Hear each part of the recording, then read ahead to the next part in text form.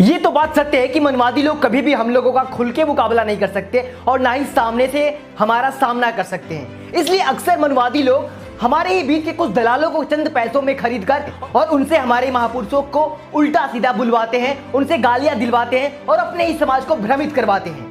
जैसे कि पिछली वीडियो में मैंने आपको दिखाया था किस तरह से एक भंते जी अपने ही समाज के लोगों को भ्रमित कर रहे हैं और आरएसएस की विचारधारा को फैला रहे हैं। किस तरह से किरण जाटो नाम की एक महिला अपने ही समाज के लोगों को गुमराह कर रही है। तो वैसे ही आज की वीडियो में हम आपको मिलाने वाले हैं एक धिंगड़ इंसान से, जो कि अपने ही समाज से आता है लेकिन वो अपना वजूद नहीं जानता है, क्योंकि उसकी मम्मी ने आसाराम के कॉलेज से पीएचडी कर ली है और वहां से ये प्रसाद मिला है। तो आज की वीडियो में हम आपको मिलाने वाले हैं ओम यादव से, और ये ओम क्या कह रहा है अपने समाज के लोगों के बारे में, एससी एसटी ओबीसी वर्ग के लोगों के बारे में और हमारे देश के संविधान निर्माता के बारे में, आप खुद सुन लीजिए। एक बार फिर से बात करने के लिए भीमटों के बारे में, शूद्रों के बारे में, नीच जाति के लोगों के बारे में। अबे तू होता कौन है बात करने वाला? क्यों बात करेगा? तू प्रधानमंत्री है, मुख्यमंत्री है, राष्ट्रपति है। अरे मादरचोद, तू है कौन बात करने वाला इन लोगों को? और तू किनको शूद्र बोल रहा है और किनको अछूत बोल रहा है? अबे मादरचोद, तू भीमटा भीमटा चिल्ला रहा है ना? आपको पता है भीमटा किसे कहा जाता है? अगर आपको नहीं पता है तो मैं फिर से बता दे रहा हूं। अक्सर अपनी सारी वीडियो में मैं बताया करता हूं कि भीमटे का मतलब क्या होता है। तो सुन ओम यादव, भीमटे का मतलब क्या होता है। बाबा साहब ने जब एक ब्राह्मण औरत से शादी किया था तो उस वक्त सभी ब्राह्मण तेरे जैसे मादरचोद मानसिकता वाले लोग कंफ्यूजन में फंस गए कि आखिर एक दलित को, एक अछूत को, जिसे तू दलित अछूत कह रहा है, उसको जीजा कैसे कहें।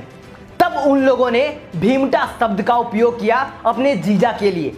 तो जीजा का शाब्दिक अर्थ ही भीमटा होता है। तो जिन लोगों ने ओम यादव जैसी अपनी बहनें दी होगी, जिनको ये छूत नीच कह रहा है, वो लोग भीमटा कहा करते हैं और ओम यादव उन्हीं में से आता है। और ये बार बार एक चीज कह रहा है, नीच, अछूत वगैरह वगैरह। चल भोसड़ी का, चल मुझे तू एक बात बता ओम यादव, तू क्या ब्राह्मण है, क्षत्रिय है, वैश्य है? नहीं ना, चार ही वर्ण होते हैं ना।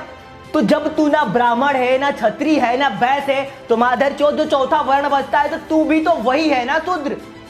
और भोसड़ी का तू अछूत कह रहा है ना, तू यादव है ना, अखिलेश यादव, तेरे को नाम पता होगा ना। अखिलेश यादव ने जब अपना बंगला छोड़ा था तो शुद्धिकरण किया गया था, तब कहां गई तेरी उच्चतम?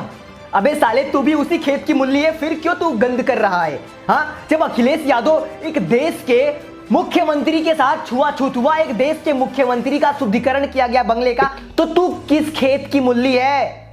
तू क्या खुद को मुगलों की औलाद समझ रहा है क्या? बताता हूँ कि ये लोग चूड़े हैं, चमार हैं, ये लोग नीच हैं, अछूत हैं, और पहले इनके ऊपर जो अत्याचार किए जाते थे वो बहुत सही किए जाते थे। ये लोग इसी के लायक थे।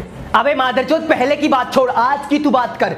तू कह रहा है कि ये लोग नीच हैं, अछूत हैं और इन लोगों पर जो पहले अत्याचार किए जाते थे वो बिल्कुल सही है। इन लोगों में बहनचोद तू भी आता है, इस बात को तू ना भूल। और तू कह रहा है ना कि ये लोग नीच हैं, अछूत है। हाँ, अरे भोसड़ी का, हमारे देश में संविधान चलता है और संविधान में जाति सूचक शब्द का प्रयोग करना कानूनन अपराध है। तेरे पर एफआईआर हो सकता है। तू कल की बात ना कर, तू आज की बात कर। और आज की डेट में तू असंवैधानिक शब्दों का यूज कर रहा है अपनी वीडियो में, जिस वजह से तेरे पर एफआईआर हो सकता है। और रही कल की बात, तो कल की बात छोड़, तू आज की बात कर। आज की कह रहा है कि इन लोगों पर जो अत्याचार होता था वो सही था। अरे मादरचोद, तू आज ये चीजें सोचकर सिर्फ देख ले, तेरी मां चोद कर तेरा भाई ना पैदा कर दी ये लोग, तब कहना। तो यही हाल इन भीमटों का है। ये लोग चाहे कितना भी पढ़ लिख लें, लेकिन इनकी जो गंदी मानसिकता है, नीच मानसिकता है, वो हमेशा ही रहती है। अरे मादरचोद, किसकी गंदी और नीच मानसिकता, ये सब दिख रहा है। मेरा एक दोस्त है, मोहित यादव नाम है उसका, वो अक्सर मुझसे कहा करता था कि देख अरुण भाई, कुछ कुछ यादव ऐसे होते हैं ना जिनकी बुद्धि आज तक घुटने में है, और तू भी उन्हीं में से है। मेरा वो मोहित यादव दोस्त बिल्कुल सही कहता था। मुझे लगता था कि ये अपनी ही जाति के वाले लोगों के बारे में ऐसा क्यों कहता है, पर तुझे देखकर पता चल रहा है कि कुछ यादव आज भी ऐसे हैं जिनकी बुद्धि घुटनों में है। अरे मादरचोद, तू किन लोगों की बात कर रहा है भोसड़ी वाला? तू भी उन्हीं कम्युनिटी से आता है। इन लोगों के बारे में एक कहावत है, हालांकि इनके बारे में नहीं है, वो ऐसे ही आमतौर पर कहावत है, लेकिन इनके ऊपर फिट बैठती है। कहावत है कि पैरों की जो जूती है, पैर की जो जूती है, उसको आप सर पर बिठा नहीं सकते हैं, और सर पर बिठाने के बाद वो ताज नहीं बन सकती है। तो यही हाल इन भीमटों का है। ये लोग चाहे कितना भी पढ़ लिख लें, लेकिन इनकी जो गंदी मानसिकता है, नीच मानसिकता है, वो हमेशा ही रहती है। और तू कहावत की बात कर रहा है ना कि पैरों की जूती सर पे ताज नहीं बन सकती। सुन मादरचोद, तुम लोग डॉक्टर भीमराव अंबेडकर को पैरों की जूती समझते थे ना, नीच अछूत ही समझते थे ना। वही डॉक्टर भीमराव अंबेडकर जिसे तुम लोग पैरों की जूती नीच अछूत समझते थे ना, वही डॉक्टर भीमराव अंबेडकर तेरे सर के ताज बने, और जब तक संविधान है तब तक इस देश के ताज बन के रहेंगे। हमारे देश का राष्ट्रपति तुझे पता है कौन है, जिसे तुम लोग नीच अछूत कहते हो, पैरों की जूती कहते हो ना, आज भी हमारे देश का ताज राष्ट्रपति होता है, और वो भी तेरे सर पे आज भी बैठा है। भोसड़ी का किस अंधकार में जी रहा है? आज अंधा है क्या, दिखाई नहीं दे रहा है? अरे अनपढ़ा, धर्म की चटनी चाटे हुए इस अंधकार से बाहर निकल और देख रियलिटी में हो क्या रहा है। तू जिन्हें नीच अछूत कह रहे हैं ना, वो कब का तेरे सर पर ताज बन के बैठे हैं, और तुम सालों धर्म का अफीम पीकर अपनी मां चुदा रहे हो आसाराम के आश्रम में जाकर। तो आज की इस वीडियो में मैं भीमटो की पोल खोलूंगा, साइंस जर्नी वाले की पोल खोलूंगा, और इनके बाप अंबेडकर की पोल खोलूंगा। बताऊंगा कैसे अंबेडकर संविधान विरोधी था और सबसे बड़ा दोगला व्यक्ति था। ये मादरचोद बार बार कह रहा है अपनी वीडियो में कि बाबा साहब कोई नीच व्यक्ति थे और हम उनको अपना बाप मानते हैं। चल मादरचोद, हम मानते हैं उनको अपना बाप मानते हैं, हाँ, लेकिन तुम किसे बाप मानते हो? हाँ, किसे बाप मानते हो? आसाराम को, राम रहीम को, रामपाल को, ऐसे लोग तेरे बाप हैं। अरे क्या है इन लोगों का समाज में योगदान? चल हम मानते हैं उनको बाप, क्योंकि उन्होंने हमें जीवन दिया। बेशक हमारे बाप ने हमें इस दुनिया में लाया, लेकिन इस दुनिया में जीने लायक बाबा साहब ने बनाया, इसलिए हम उन्हें अपने बाप से भी बढ़ के दर्जा देते हैं। पर तुम लोग मादरचोद आसाराम को, राम रहीम को, रामपाल को, ऐसे लोगों को अपना बाप मानते हो। और मादरचोद जिसे तू नीच कह रहा है ना, उसे सिंबल ऑफ नॉलेज की उपाधि दी गई है, भारत रत्न से नवाजा गया है उनको। उसके पास हजारों किस्म की डिग्रियां रही होंगी, भले ही उसने पीएचडी की होगी, लेकिन उसकी जो मानसिकता थी वो शूद्र वाली ही थी, वो नीच वाली ही थी, और वो संविधान विरोधी बातें ही करता था। ये मादरचोद कह रहा है कि उसके पास हजारों डिग्रियां थी। अरे भोसड़ी का तू उनके बारे में जानता है कुछ?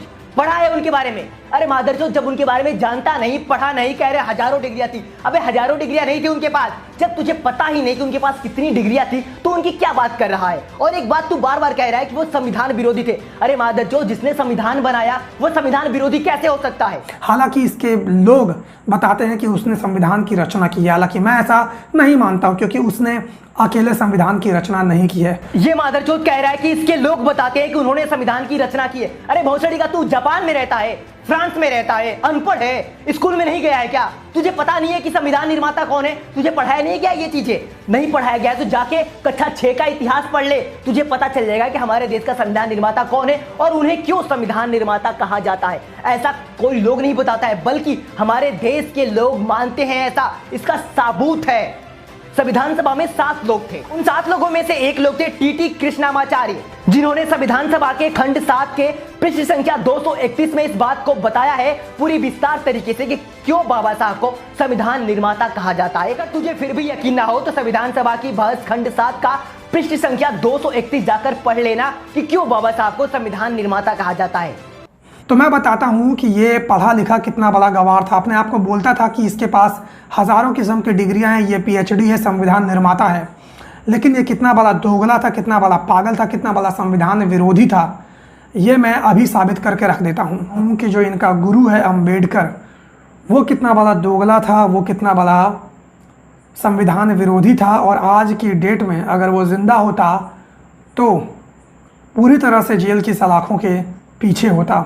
ये मादरचोद दोगले की औलाद बार बार एक बात कह रहा है कि बाबा साहब पागल थे, सनकी थे, संविधान विरोधी थे। अरे भोसड़ी वाले, जिसने इस देश का संविधान लिखा वो संविधान विरोधी कैसे हो सकता है? तुझे इतनी भी अकल नहीं, एक ही बात को अपनी पूरी वीडियो में, तेरी पूरी वीडियो मैंने देखी जो 10 मिनट की है, पूरी वीडियो में मादरचोद तूने एक ही बात कही है। क्या खुलासा किया है, क्या बताया उस वीडियो में? सिर्फ एक ही बात कि बाबा साहब पागल थे, दोगले हैं, ये थे। अरे मादरचोद, मोहल्ले वाले भी तो इस बात को कहते हैं कि तू भी अपने बाप की औलाद नहीं है, क्योंकि तेरी माँ आसाराम के आश्रम से पीएचडी करके निकली थी, वहां की तू प्रसाद है। इस बात को हम भी मानते हैं, भोसड़ी वाले पूरा देश मानता है कि तू मादरचोद की औलाद है भोसड़ी का। तुझे क्या लगता है ये सारी बातें कह के तू क्या सिद्ध करना चाहता है? हाँ, तुझे पता है एक बात कि हमारे देश में कोई कानून का विरोध करे, कानून का उल्लंघन करे तो उस पर एफआईआर हो सकती है, उसे जेल हो सकता है। और तू तो मादरचोद हमारे देश के कानून बनाने वाले के खिलाफ उल्टा सीधा बोल रहा है, तो तेरी तो गांड फटने ही वाली है बेटा।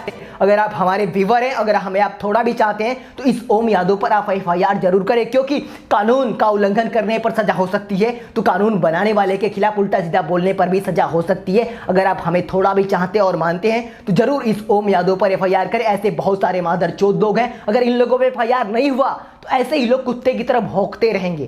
तो इन कुत्तों का मुंह बंद करना बहुत ही ज़्यादा जरूरी है। और इस वीडियो में इसने बिना लॉजिक की बात किया, इसलिए मुझे इस वीडियो की रोस्टिंग में बिल्कुल ही मजा नहीं आया। तो चलते हैं, मिलेंगे अगली वीडियो में, तब तक के लिए आपसे विदा लेते हैं।